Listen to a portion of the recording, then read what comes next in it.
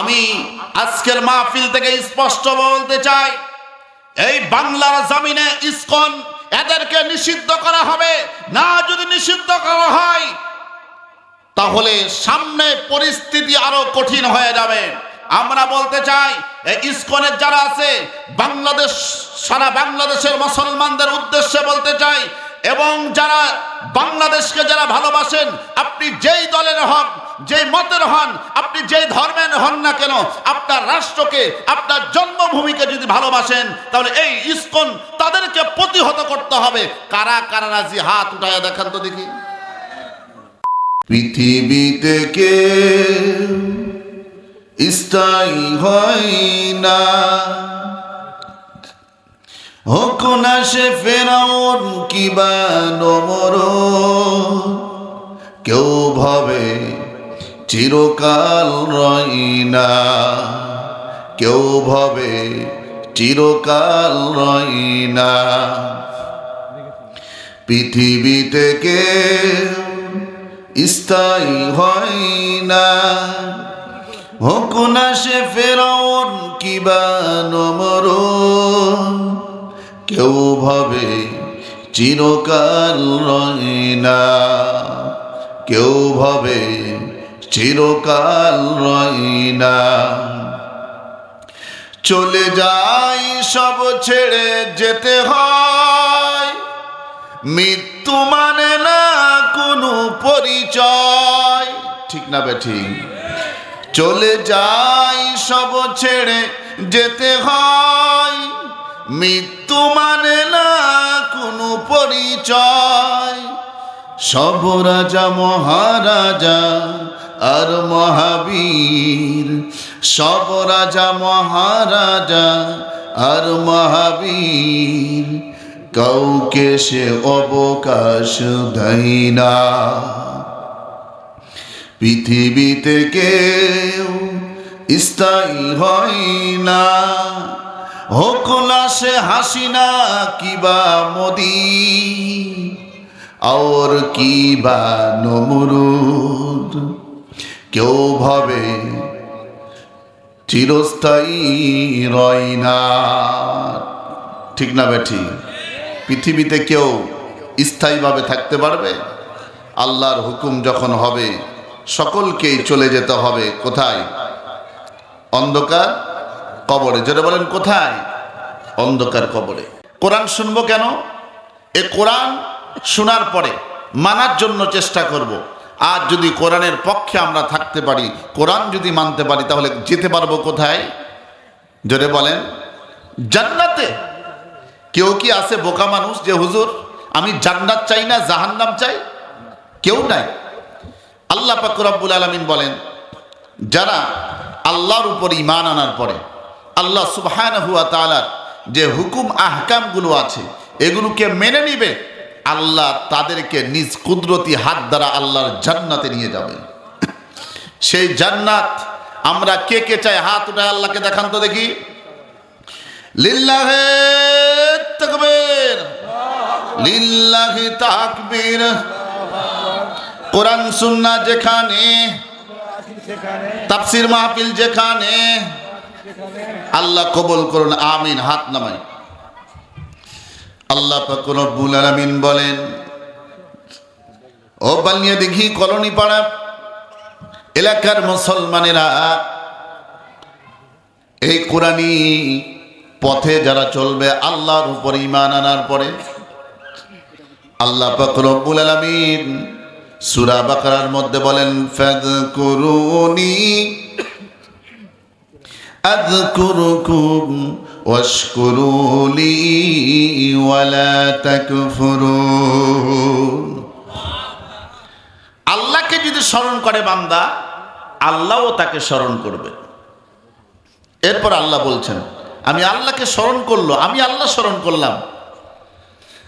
এবার আল্লাহ বলছেন, ইন্নাল্লাযীনা আমানু ওয়া আমিলুস সালিহাতি কানাত লাহুম ওয়া আমিলুস সালিহাতি সায়াজআলু লাহুমুর রহমানু উদ্দা। ইন্না মানে নিশ্চয়, আল্লাযী মানে যারা বা যাহারা আমানু আল্লাহর উপর যারা ঈমান এনেছে, কার উপর? আল্লাহর উপর যারা ঈমান এনেছে, ওয়া আমিলুস সলিহাত এবং আমলে সলিহ করবে, ভালো কাজ করবে, সৎ কাজ করবে। অর্থাৎ আল্লাহ সুবহানাহু ওয়া তাআলা কুরআনুল কারীমের মধ্যে যা দিয়েছেন, ক্বালু সামি'না ওয়া আতা'না, আমরা আজকে যারা আসলাম শ্রবণ করব এবং মানার নিয়তে যারা এসেছেন, মানার জন্য যারা চেষ্টা করবে, আল্লাহ পাক রব্বুল আলামিন তাদের ব্যাপারে বলেন আমি আল্লাহ তাআলা তাদেরকে ভালোবাসা দিব। ভালোবাসা মানে কি? আল্লাহ বলছেন আমি তাদেরকে বন্ধু বানাবো। কি বানাবেন?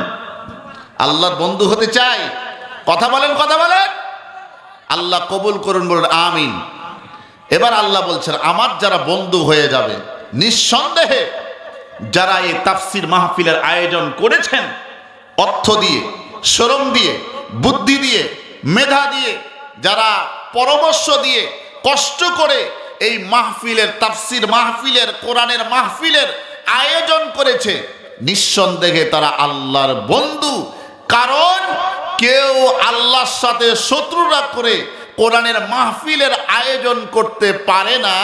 যারা আল্লাহকে পছন্দ করে না, আল্লাহর দ্বীনকে পছন্দ করে না, তারা করবে কনসার্ট, তারা করবে গান বাজনা, তারা করবে গানের অনুষ্ঠান। আর যারা আল্লাহকে ভালোবাসে, রাসূলুল্লাহ সাল্লাল্লাহু আলাইহি সাল্লামকে ভালোবাসে, তারা তাফসির মাহফিল, কোরআনের আলোচনার ব্যবস্থা করবে বলেছেন নবী মুহাম্মদুর। এবার বলেন নবী মুহাম্মদ রাসূলুল্লাহ সাল্লাল্লাহু আলাইহি সাল্লামের কথা সত্য না মিথ্যা? সবাই বিশ্বাস করেন? হ্যাঁ, তাহলে বলুন মন যদি দিতে হয় নবীকে দিও। পারবো না? মন যদি দিতে হয় নবীকে দিও, ভালোবাসা দিতে হয় নবীকে দিও। ভালোবাসা কাকে দিব? মন কাকে দিব? নবীকে না নেতাকে? কার পক্ষে কথা বলো? আল্লাহর পক্ষে না নেতার পক্ষে না দলের পক্ষে? ও মুসলমান ভাইরা, এখন তো বাংলাদেশে দলের অভাব নাই। আর একটা বাংলাদেশে বর্তমানে নতুন দলের আবির্ভাব হয়েছে। কি নাম? ইসকন। এগুলো যারা জঙ্গি সংগঠন, অর্থাৎ ইসকন এটা হচ্ছে জঙ্গি একটা সংগঠন। উগ্রবাদী হিন্দুত্ব যারা, হিন্দুদের মধ্যেও, তাদের মধ্যেও ভালো মন্দ আছে না নাই? আছে। একটা আছে বর্তমানে ইসকন যারা, এরা উগ্রপন্থী, এরা জঙ্গিবাদ, এরা পৃথিবীর জমিনে সবচাইতে নিকৃষ্ট। এরা চায় বাংলাদেশটাকে অকারেন্স তৈরি করতে, বাংলাদেশের মধ্যে কেমনে যুদ্ধ লাগাবে, ইন্ডিয়ার বাংলাদেশের মধ্যে যুদ্ধ লাগানোর জন্য বর্তমানে সর্বোচ্চ কাজ করছে বাংলাদেশ থেকে ইসকন। জোরে বলেন কে? আজকের ঘটনা বলছি, আজকের কথা বলছি। মসজিদের মধ্যে ঢুকে মুসলমানদের উপর আঘাত করা হয়েছে। গত পরশুদিন ইন্ডিয়াতে এক মসজিদে ঢুকে 3 জন মুসলমানকে হত্যা করা হয়েছে। এটা কারা করেছে? হিন্দুদের মধ্যে যারা উগ্রবাদী। কারা? আরে ভাই কথা বল না কেন? আমরা বলতে চাই বাংলাদেশের যারা ইসকনের যারা নেতৃত্ব দিচ্ছে, একজন শয়তান, তার নামটা কি জানো, তাকে গ্রেফতার করছে। এখন তার আন্দোলন করে চট্টগ্রামে একজন আমাদের মুসলিম ভাই, তার 2 বছরের একটা ছোট্ট বাচ্চা, সে বাচ্চাকে নিয়ে লাইভে আসা হয়েছে। এই লাইভ দেখার পরে কোনো মুসলমান, কোনো মানুষ যার মনের মধ্যে মনুষ্যত্ব রয়েছে, সে না কেঁদে থাকতে পারে না, তার চোখের পানি অবশ্যই পড়বে। চট্টগ্রামের আইনজীবী, তাকে হত্যা করা হয়েছে, জবাই করা হয়েছে। কি করা হয়েছে? জবাই করা হয়েছে। অসম্মানিত উপস্থিতি, আমি আজকের মাহফিল থেকে স্পষ্ট বলতে চাই, এই বাংলার জমিনে ইসকন, এদেরকে নিষিদ্ধ করা হবে না। যদি নিষিদ্ধ করা হয় তাহলে সামনে পরিস্থিতি আরো কঠিন হয়ে যাবে।